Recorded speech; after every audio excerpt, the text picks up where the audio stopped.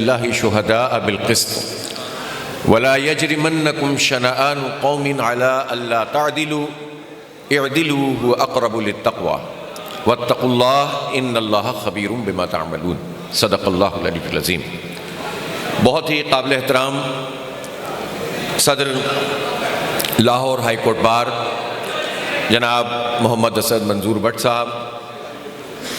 محترم جاوید احمد قصوری صاحب، امیر جماعت اسلامی پنجاب وسطی، محترم شیخ عثمان فاروق صاحب، deputy general secretary Jamaat Islami Pakistan, high court bar کے نائب صدر جناب میاں سردار علی گیلن صاحب، سیکرٹری جناب بیرسٹر قادر بخش چاہل صاحب، فائننس سیکرٹری فلک ناز گل صاحب، ہمارے سابق صدور صاحب بھی تشریف فرما ہیں، اور میرے بہت ہی قابل احترام عزیز ساتھیوں اور لاہور ہائی کورٹ بار سے تعلق رکھنے والے وکلا برادری سے تعلق رکھنے والے میرے بہت عزیز دوستوں اور میری بہنوں، سب سے پہلے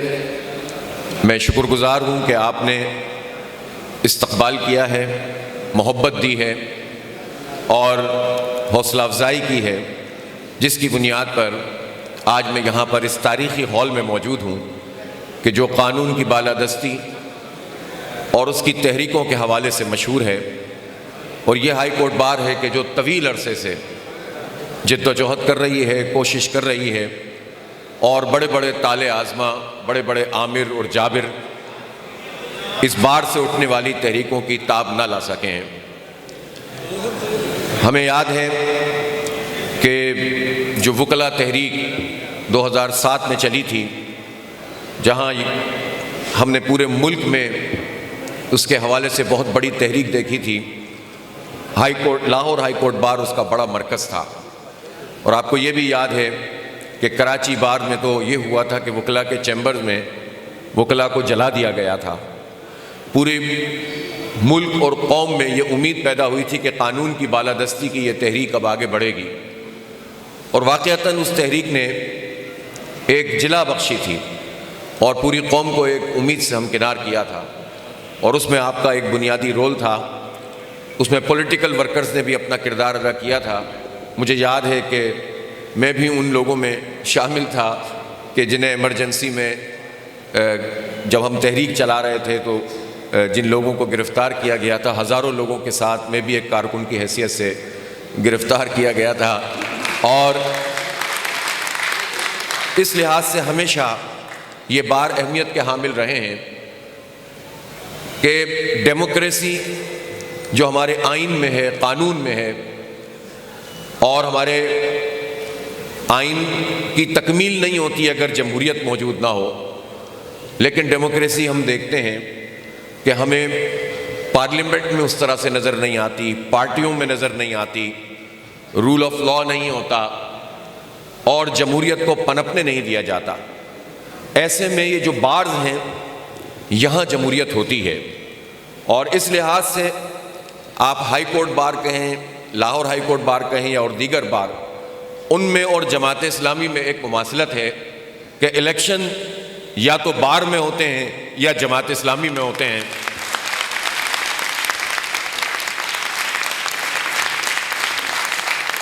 ورنہ تو جو جمہوریت کی دعوے دار بڑی بڑی پارٹیاں ہیں وہ بھی فیملی انٹرپرائزز ہیں، کوئی وراثت پہ چل رہی ہے، کوئی وصیت پہ چل رہی ہے،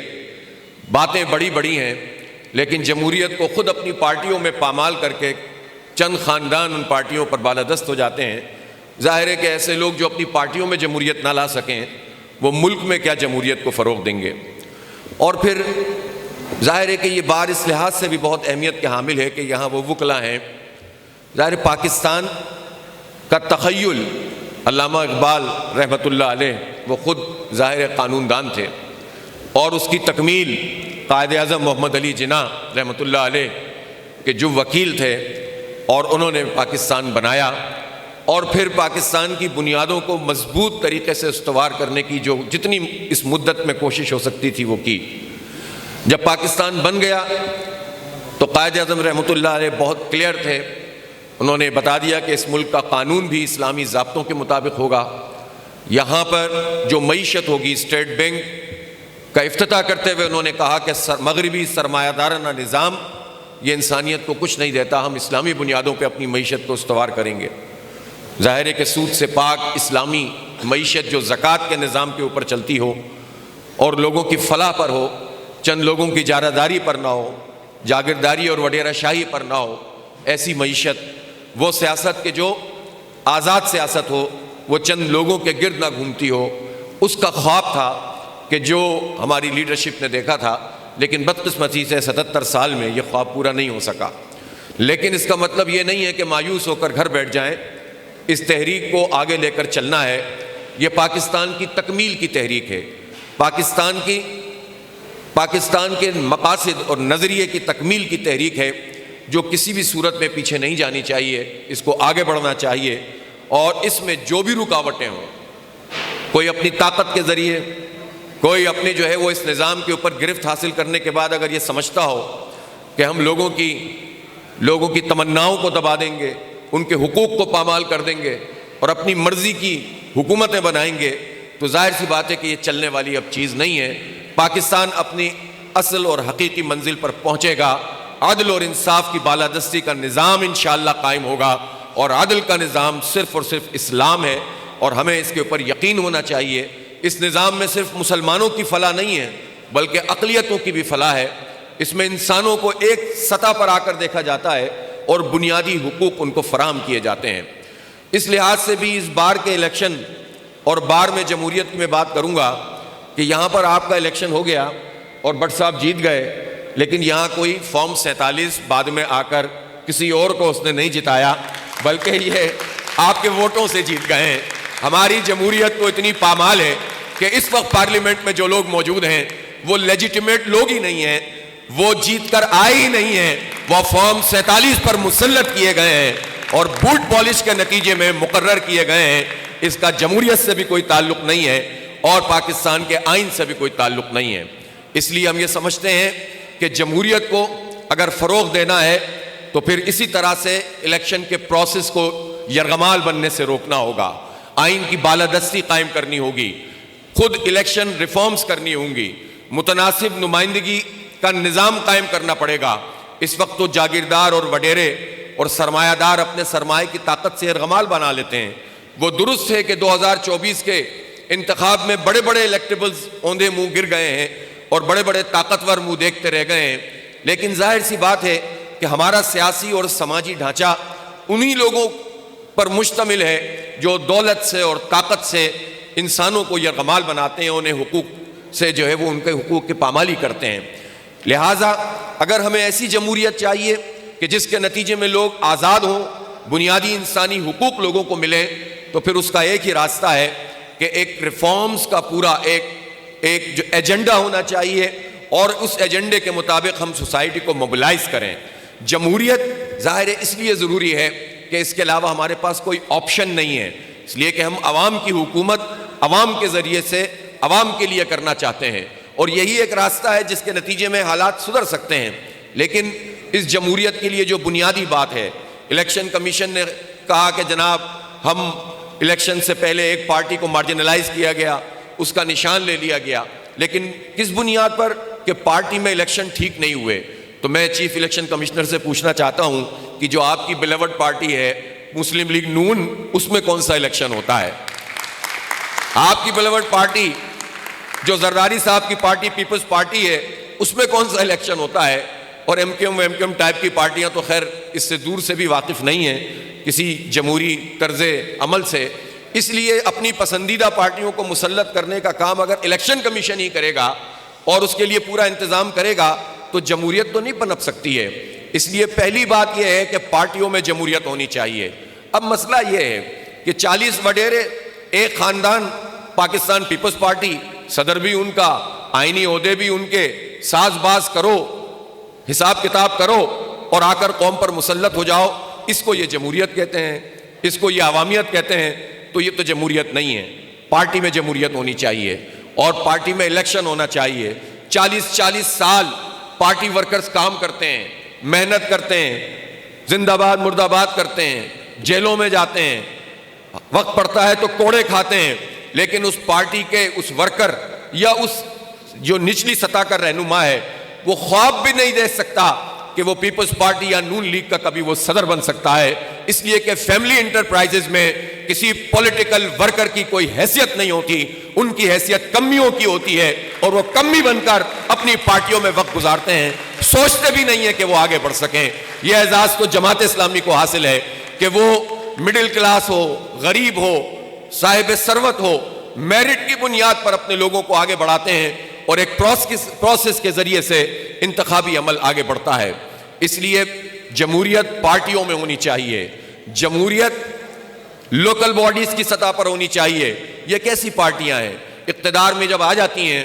تو پھر یہ کوشش کرتے ہیں کہ اقتدار چند ہاتھوں میں موجود رہے، خود اپنی پارٹی کے ورکر سے، سپورٹر سے اور مقامی رہنماؤں سے خوف کھاتے ہیں، امپاورمنٹ نہیں کرتے، اختیارات نہیں دیتے، لوکل باڈیز کے الیکشن نہیں کرواتے، اور لوکل باڈیز کے الیکشن آمریتوں میں تو ہو جاتے ہیں اور ان نام نہاد جمہوریتوں میں نہیں ہوتے، کورٹ میں جا کر الیکشن کروانے پڑتے ہیں، اور اس میں بھی جب وہ الیکشن ہو جائیں تو اس کے بعد وہ اختیارات نچلی سطح پر منتقل نہیں کرتے۔ جب یہ نہیں کریں گے تو جمہوریت کیسے پروان چڑھے گی؟ اسٹوڈنٹ جو کہ قوم کا شعور ہے، طالب علم جو قوم کی پہچان ہے، یوتھ ہے پاکستان میں، ان طالب علموں کا کوئی پولیٹیکل پلیٹ فارم نہیں ہے، کوئی ان کی آواز نہیں ہے۔ 40 سال ہو گئے ہیں طلبہ یونین پر بین لگا ہوا ہے۔ یہ کیسی جمہوری پارٹیاں ہیں کہ جو طلبہ کو اور نوجوانوں کو اور یوتھ کو ان کا جمہوری حق نہیں دیتی ہیں اور الیکشن یہ یونین کے نہیں کرواتے ہیں؟ 40 سال سے اس حق کو پامال کیا ہوا ہے۔ تعلیمی دنیا میں جو کرائسس ہے، جس طرح سے استحصال ہے، جس طرح غریب کو ایلیمینیٹ کر دیا گیا ہے، مڈل کلاس اپنے سروائیول کی جنگ لڑ رہا ہے، تعلیم مہنگی سے مہنگی ترین ہوتی چلی گئی ہے، پرائیویٹ سیکٹر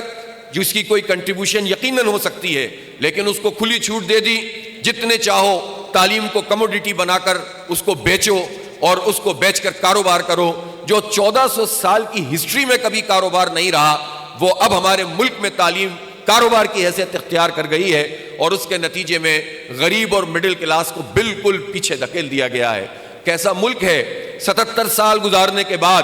2,62,00,000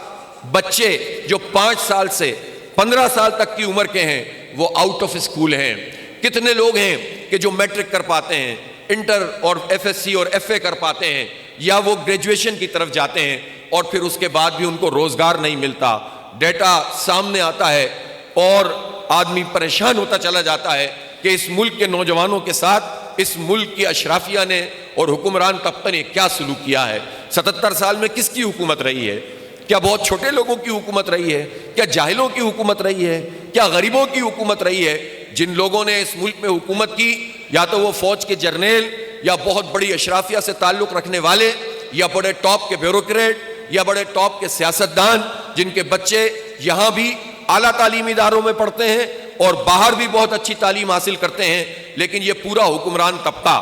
یہ سب مل کر جب حکومت 77 سال سے کر رہا ہے تو اس نے لوگوں کو جاہل بنایا ہے، صحت کی سہولتوں سے دور کیا ہے۔ اس طبقے کو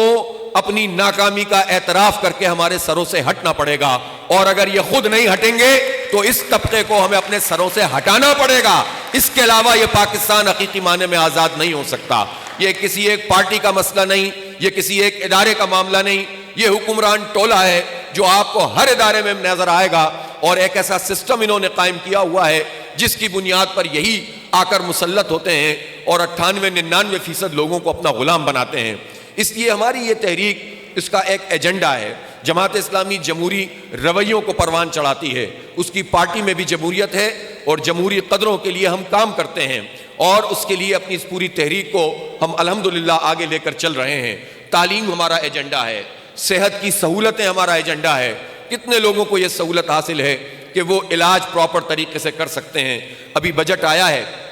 اس بجٹ میں جو رہی صحیح کسر تھی وہ بھی یہ پوری کی کہ جو جان بچانے والی دوائیاں وہ بھی مہنگی ہوں گی، اور وہ جو آلات ہیں، مثال کے طور پر جو اسٹینٹ ڈلتے ہیں دل کے مریض پر، اس پر بھی ڈیوٹی لگا دی۔ یہ جو اینجیوگرافی کا سامان ہوتا ہے اس پر بھی ڈیوٹی لگا دی، اور جتنے ایکوپمنٹ آ رہے ہیں اس پہ بھی ڈیوٹی لگا دی، اور جو چیریٹی کے ادارے ہیں ان کو بھی ان کا استثناء بھی ٹیکس سے ختم کر دیا۔ آئی ایم ایف کے کہنے پر اتنے سارے جو اقدامات کیے جا رہے ہیں تو پھر یہ صحت کی سہولتیں گورنمنٹ سیکٹر میں کتنے لوگوں کو اویلیبل ہیں؟ اور جب پرائیویٹ سیکٹر کو آپ آگے بڑھا رہے ہیں اور جب اس کو اتنا مہنگا کر رہے ہیں تو عام آدمی کو بنیادی صحت کی سہولتیں تو کیا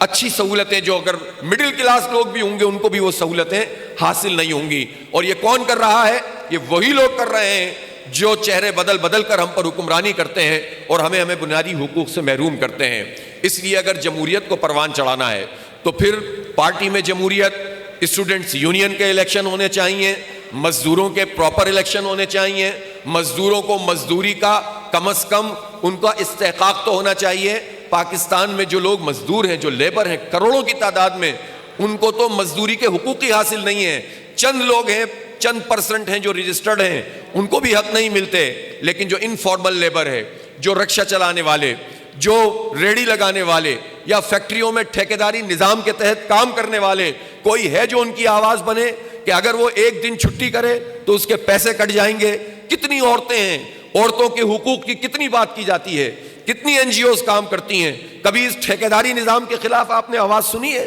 کہ وہ یہ کہیں کہ یہ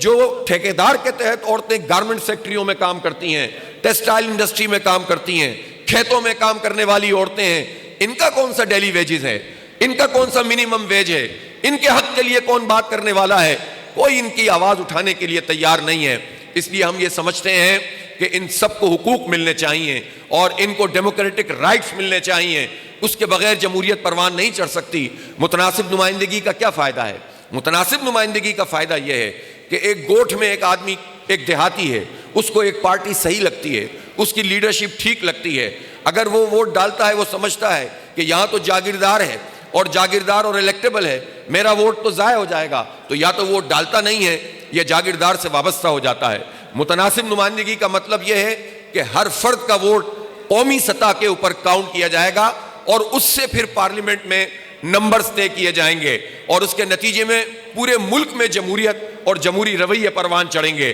ہمارا یہ ایجنڈا ہے. بدقسمتی سے پولیٹیکل پارٹیز چونکہ جاگیرداروں اور وڈیروں پر مشتمل یہ پارٹی ہوتی ہیں تو وہ اس ایجنڈے کو آگے لے کر چلنے کے لیے تیار نہیں ہوتی. میں سمجھتا ہوں کہ بار کو اس پر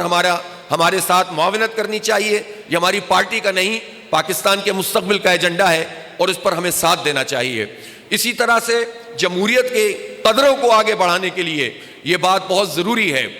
کہ جو لوگ آج یہ بات کر رہے ہیں کہ الیکشن میں دھاندلی ہوئی ہے اور غلط لوگوں کو لا کر بٹھا دیا گیا ہے، ظاہر ہے کہ دھاندلی ہوئی ہے، غلط لوگوں کو لا کر بٹھایا گیا ہے. فارم 45 پہ نہیں، فارم 47 پر حکومت بنائی گئی ہے. لیکن بعض پارٹیاں ایسی بھی ہیں جن کو اعتراض اس پہ نہیں ہے کہ صحیح